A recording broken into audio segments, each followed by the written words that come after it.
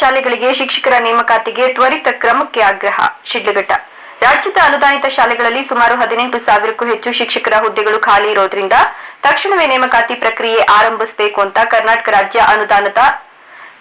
ರಾಜ್ಯ ಅನುದಾನಿತ ಶಾಲಾ ಕಾಲೇಜು ನೌಕರರ ಸಂಘದ ಗೌರವಾಧ್ಯಕ್ಷ ಗೋಪಿನಾಥ್ ಆಗ್ರಹಿಸಿದ್ದಾರೆ. ಶಿಡ್ಲಘಟ್ಟದಲ್ಲಿ ಕಾರ್ಯನಿರತ ಪತ್ರಕರ್ತರ ಭವನದಲ್ಲಿ ನಡೆದ ಪತ್ರಿಕಾಗೋಷ್ಠಿಯಲ್ಲಿ ಅವರು ಮಾತನಾಡುತ್ತಾ, ಅನೇಕ ಶಾಲೆಗಳು ಶಿಕ್ಷಕರ ಕೊರತೆಯಿಂದ ಬಳಲ್ತಾ ಇದ್ದು, ಕೆಲವೊಂದು ಶಾಲೆಗಳಲ್ಲಿ ಕೇವಲ 2-3 ಮಂದಿ ಶಿಕ್ಷಕರಿಂದಲೇ ಪಾಠೋಪಾಧ್ಯಾಯನ ನಡೀತಾ ಇದೆ. ಇಂಗ್ಲಿಷ್, ಗಣಿತ, ವಿಜ್ಞಾನ ಇತ್ಯಾದಿ ಪ್ರಮುಖ ವಿಷಯಗಳಿಗೆ ಶಿಕ್ಷಕರೇ ಇಲ್ಲದ ಪರಿಸ್ಥಿತಿ ಎದುರಾಗಿದೆ ಎಂದರು.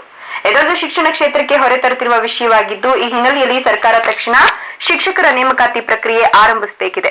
ಇದಲ್ಲದೆ 60ಕ್ಕಿಂತ ಕಡಿಮೆ ಫಲಿತಾಂಶ ಬಂದ್ರೆ ಶಿಕ್ಷಕರ ವಿರುದ್ಧ ಶಿಸ್ತು ಕ್ರಮ ಕೈಗೊಳ್ಳುವುದಾಗಿ ಸರ್ಕಾರ ಹೇಳ್ತಿರುವ ನಿಲುವು ನ್ಯಾಯೋಚಿತವಲ್ಲ ಅಂತ ಗೋಪಿನಾಥ್ ಆಕ್ರೋಶ ವ್ಯಕ್ತಪಡಿಸಿದರು.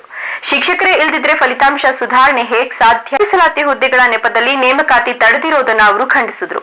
ತಾತ್ಕಾಲಿಕ ಪರಿಹಾರವಾಗಿ ಅತಿಥಿ ಶಿಕ್ಷಕರ ನೇಮಕಾತಿ ಮಾಡಿರುವುದರ ಮೂಲಕ ಶಾಲೆಗಳಲ್ಲಿ ಪಾಠ ಸರಿಹೊಂದಿಸುವ ಅಗತ್ಯ ಇದೆ ಅಂತ ಒತ್ತಾಯಿಸಿದ್ರು. 2006ರ ನಂತರ ಸೇವೆಗೆ ಸೇರಿದ ಅನುದಾನಿತ ಶಾಲಾ ಶಿಕ್ಷಕರಿಗೆ ಯಾವುದೇ ನಿವೃತ್ತಿ ಲಾಭಗಳಿಲ್ಲ, ಎನ್ಪಿಎಸ್ ಇಲ್ಲ, ಓಪಿಎಸ್ ಇಲ್ಲ. ಜೊತೆಗೆ ಆರೋಗ್ಯ ಯೋಜನೆಯಂತಿರುವ ಆರೋಗ್ಯ ಸಂಜೀವಿನಿ ಯೋಜನೆಯ ಪ್ರಯೋಜನವೂ ಇಲ್ಲ ಎಂಬ ಅಸಮಾಧಾನವನ್ನ ಗೋಪಿನಾಥ್ ವ್ಯಕ್ತಪಡಿಸಿದ್ರು. ಅನುದಾನಿತ ಕ್ಷೇತ್ರದಿಂದ ಆಯ್ಕೆಯಾದ ಎಂಎಲ್ಸಿಗಳು ಶಿಕ್ಷಕರ ಪರವಾಗಿ ಮಾತನಾಡಿರೋದ್ರ ವಿರುದ್ಧವೂ ಗೋಪಿನಾಥ್ ತೀವ್ರ ಅಸಮಾಧಾನ ವ್ಯಕ್ತಪಡಿಸಿದ್ರು. ಮತ ಕೇಳುವಾಗ ಮಾತ್ರ ಬಂದು ಶಿಕ್ಷಕರ ದಿನನಿತ್ಯದ ಸಂಕಷ್ಟಗಳಿಗೆ ಬೆನ್ನು ತೋರಿಸುತ್ತಿದ್ದಾರೆ ಅಂತ ಟೀಕಿಸಿದ್ರು. ಇನ್ನು ಗುಣಮಟ್ಟದ ಶಿಕ್ಷಣವನ್ನ ಮಕ್ಕಳ ಹಕ್ಕು ಹಾಗೂ ಸರ್ಕಾರದ ಕರ್ತವ್ಯವೆಂದು ಉಲ್ಲೇಖಿಸಿದ ಶಿಕ್ಷಕರ ಹುದ್ದೆಗಳನ್ನ ಶೀಘ್ರದಲ್ಲಿ ಭರ್ತಿ ಮಾಡಬೇಕು ಎಂಬುದು ತನ್ನ ಬಲವಾದ ಆಗ್ರಹ ಅಂತ ಸ್ಪಷ್ಟಪಡಿಸಿದ್ರು. ಈ ಸಂದರ್ಭದಲ್ಲಿ ಪ್ರೌಢಶಾಲಾ ಸಹ ಶಿಕ್ಷಕರ ಸಂಘದ ಅಧ್ಯಕ್ಷ ಎಲ್ವಿ ವೆಂಕಟರೆಡ್ಡಿ, ಉಪಾಧ್ಯಕ್ಷ ಸಿದ್ದರಾಜು, ನಿವೃತ್ತ ಶಿಕ್ಷಕರಾದ ಬಿವಿ ಚಂದ್ರಶೇಖರ್, ಮುನಿನಾರಾಯಣ ಸ್ವಾಮಿ, ಶಾರದಾ ವಿದ್ಯಾಸಂಸ್ಥೆಯ ಕಾರ್ಯದರ್ಶಿ ಶ್ರೀಕಾಂತ್ ಹಾಗೂ ಕನ್ನಡ ಸಾಹಿತ್ಯ ಪರಿಷತ್ ಅಧ್ಯಕ್ಷ ಪಟೇಲ್ ನಾರಾಯಣ ಸ್ವಾಮಿ.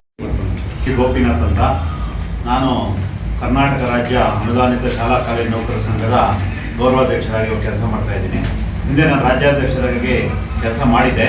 ಆನಂತರ ನಾನು ನಿವೃತ್ತಿ ಹೊಂದಿದ ಮೇಲೆ ಇವಾಗ ಗೌರವಾಧ್ಯಕ್ಷರಾಗಿ ಕೆಲಸ ಮಾಡ್ತಾ ಇದ್ದೀನಿ. ನಮ್ಮ ಒಂದು ಬೇಡಿಕೆ ಇಷ್ಟೇ, ಇವತ್ತು ರಾಜ್ಯದಲ್ಲಿ ಸುಮಾರು 18,000 ಅನುದಾನಿತ ಶಾಲೆಗಳಲ್ಲಿ ಹುದ್ದೆಗಳು ಖಾಲಿ ಇದ್ದಾವೆ. ಪ್ರತಿ ಶಾಲೆಯಲ್ಲೂ 2 ಅಥವಾ 3 ಜನ ಕೆಲಸ ಟಿವಿ ಮಾಧ್ಯಮಗಳು ನೋಡ್ತಾ ಇದ್ದೀರಾ. ಇವತ್ತು ಯಾರಾದ್ರೂ ಒಬ್ಬ ಶಿಕ್ಷಕ, ಉದಾಹರಣೆ ಚಿತ್ರದುರ್ಗದಲ್ಲಿ ಒಬ್ಬ ಶಿಕ್ಷಕ ಆಕ್ಸಿಡೆಂಟ್ ಆಯಿತು, 2 ಕಾಲುಗಳನ್ನು ಕಳ್ಕೊಂಡಿದ್ದು ಆದ ಒಂದು 15 ದಿವಸಕ್ಕೆ ಅವನ ಹೆಂಡತಿಗೆ ಪ್ಯಾರಾಲಿಸಿಸ್ ಹೊಡೆದ್ಬಿಡ್ತು.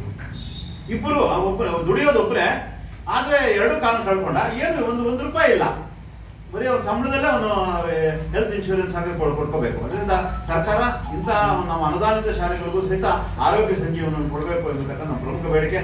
ಈ ನಮ್ಮ MLCಗಳಿದ್ದಾರೆ, ಏನಕ್ಕೂ ನಿಷ್ಪ್ರಯೋಜಕರು. ಯಾಕೆ ಅಂತ ಹೇಳಿದ್ರೆ, ಇವತ್ತು ಹೇಳ್ತೀನಿ, ನಮಗೆ ಒಂಥರ ಬೇಜಾರಾಗುತ್ತೆ. ಯಾಕೆ ಅಂತ ಹೇಳಿದ್ರೆ, ಇವತ್ತು ಹೊರಟು ಹೇಳ್ತಾರೆ 45 ವರ್ಷಗಳು ಆತ ಒಬ್ಬ MLC ಆಗಿ 45 ವರ್ಷ ಸೇವೆ ಸಲ್ಲಿಸಿದ್ದೀನಿ ಅಂತಾರೆ. ಆ ಅನುದಾನಿತ ಶಾಲೆಯಲ್ಲಿ ಕೆಲಸ ಮಾಡಿ ಬಂದಿರ್ತಕ್ಕಂಥವ್ರು ಇಂಥ ನೋವುಗಳೆಲ್ಲ ಅವ್ರು ಗೊತ್ತು ಕೂತ್ಕೊಂಡು ಹೋರಾಟ ಮಾಡಿ ಕೊಡಿಸ್ಬೇಕಾಗುತ್ತೆ, ಕೊಡಿಸ್ಲಿಲ್ಲ.